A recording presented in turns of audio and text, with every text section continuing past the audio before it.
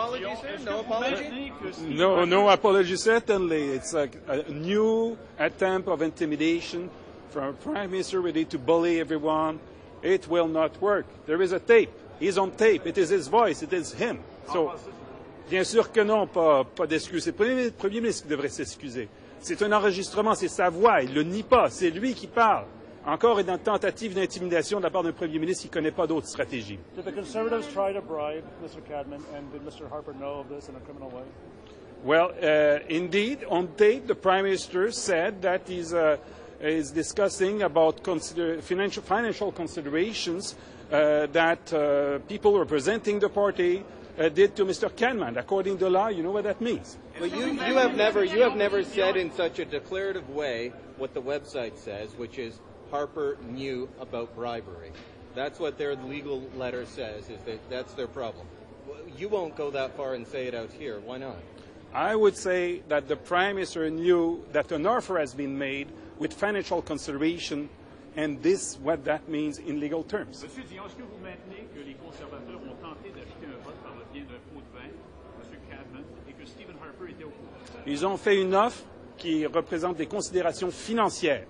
Et en termes légaux, vous savez ce que ça veut dire. What does it mean? Vote for the budget? Said that Mr. Martin has saw this manuscript a year ago.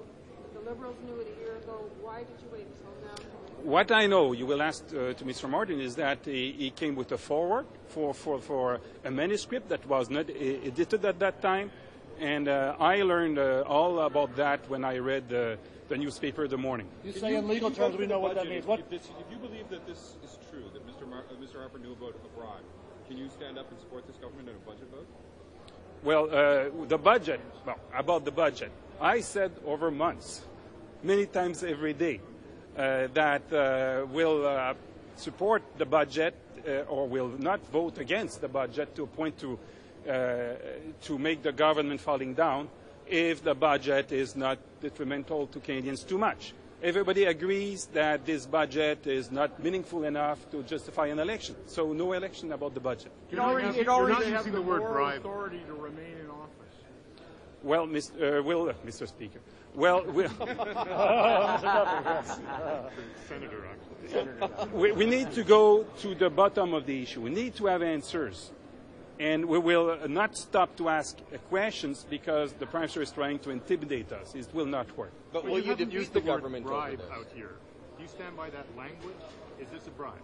Well, it's certainly an offer with financial consideration, and according to the law, it's a bribe. It sounds like you're already starting to chicken out here. I mean, he threatens to sue you, and now you won't say the word bribe.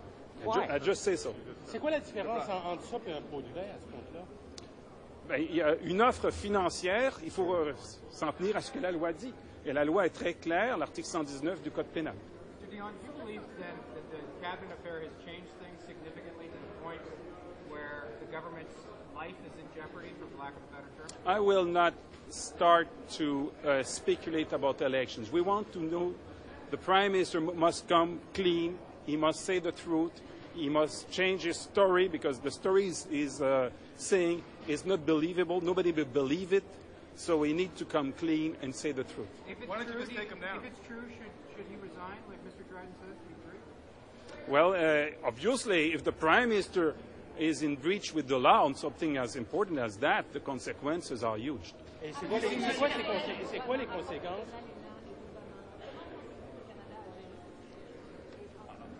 Encore une fois, il faudrait savoir la vérité. Ce genre de choses ne s'invente pas. Si il a été dit aux Américains que M. Obama a un double discours par rapport à l'ALENA, qui a dit ça? Qui a dit ça au sein du gouvernement? On veut savoir qui a déclaré une telle chose. Ça ne s'invente pas. Il y a quelqu'un qui l'a dit. On veut savoir c'est qui. Eh bien, je voudrais surtout dire, contrairement à M. Fortier, que le Sénat a son importance. La preuve. Alors maintenant, c'est devant le Sénat. En troisième lecture du Sénat, on a le temps de ramener le projet de loi en comité.